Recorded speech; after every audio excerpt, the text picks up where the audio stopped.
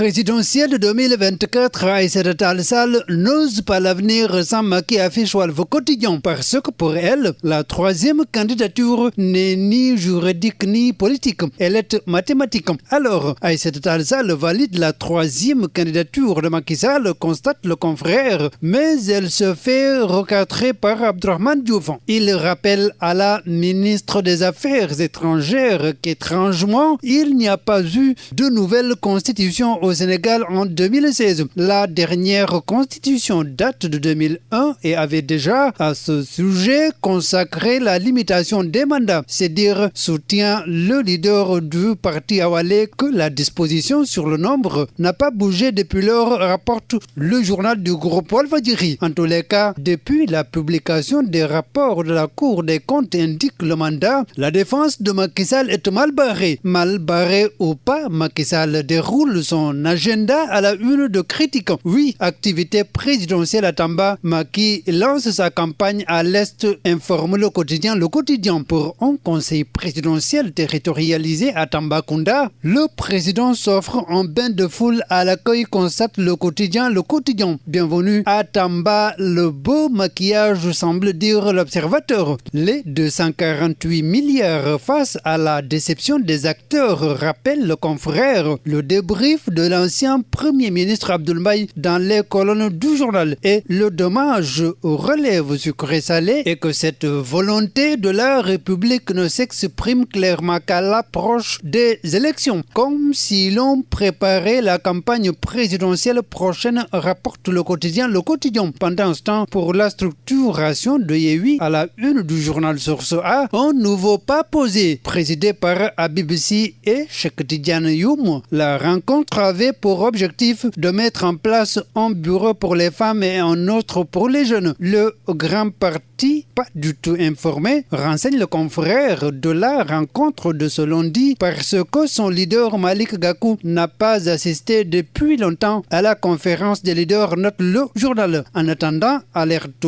rouge pour le Sénégal, affiche baisse le jour sur les cas de blanchiment de capitaux et financement du terrorisme. La Grande-Bretagne classe notre pays à haut risque. Le président avait fait allusion à cette publication en Conseil des ministres. Le Sénégal appelé à remédier dans les meilleurs délais à ces carences stratégiques, relève le confrère. C'est peut-être le pourquoi, selon Ousmane Sonko, sur les manquements dans la gestion des fonds force Covid-19, c'est la responsabilité. Ces détournements de fonds ne sont pas un phénomène nouveau dans ce pays et c'est la responsabilité du président Macky Sall, rapporte le journal. Place à Libération, escroquerie sur fond de fausse multiplication de billets de banque. Koukandé, la chute d'un charlatan. Présenté au procureur aujourd'hui, Amadou Djoulde Diallo, de son vrai nom, a été cueilli par la sûreté urbaine de Thiès à Sali. Avec son